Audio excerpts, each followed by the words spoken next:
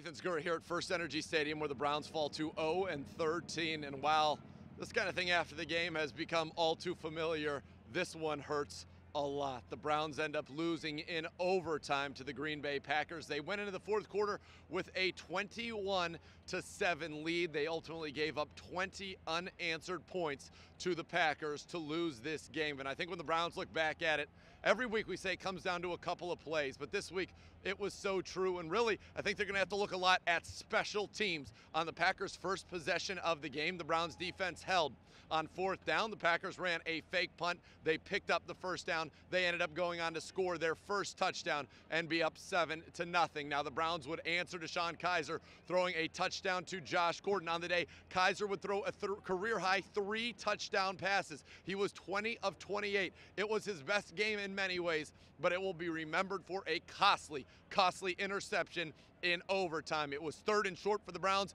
They wanted Josh Gordon on a slant. The Packers took that away.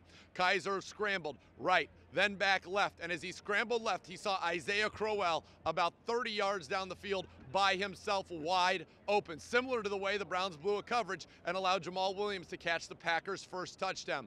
All he had to do was heave the ball up, and the Browns would have won this game. Instead, he was hit by Clay Matthews as he threw. The ball floated down the middle of the field, and it was intercepted by the Packers, who a few plays later found Davante Adams on a slant. He made a couple tackles miss, ran into the end zone for the gut punch and the loss for the Browns, who dropped now, as I said, to 0-13 on the season. And this was the one. There was a new buzz in the stadium. There was a buzz with John Dorsey, a buzz with Josh Gordon's first home game and his touchdown. On the day, Gordon would catch a touchdown. Corey Coleman would catch a touchdown. Duke Johnson would catch a touchdown. But we talked about special teams earlier. I mentioned the fake punt.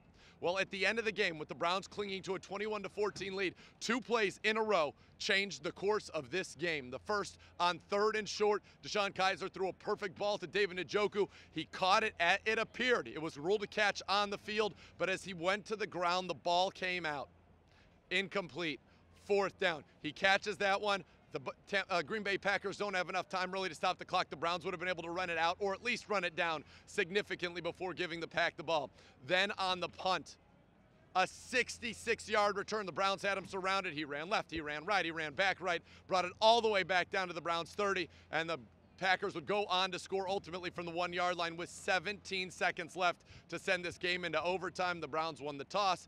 Kizer with the interception as he was hit trying to make a play, and unfortunately the Browns just can't get it done. It's those few plays a game every week that happen to catch the Browns and force them to be a team now that sits at 0-13, the only 0-13 team in the National Football League. They had their chances. This is the one that they had.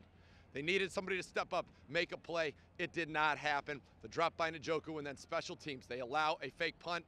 That leads to a touchdown and puts 7 points on the board, and then the 66-yard punt return. You just can't have that in that situation, and the Browns defense couldn't hold, and they go to overtime, and they go home again losing. And this one, I'm sure, hurts everybody in that locker room, and I haven't seen the players this dejected after a loss. You could tell they felt it. They had it. They had every opportunity to win today, and they did not get it done. For the latest on your Browns, keep it tuned to cleanbrowns.com and the Browns mobile app.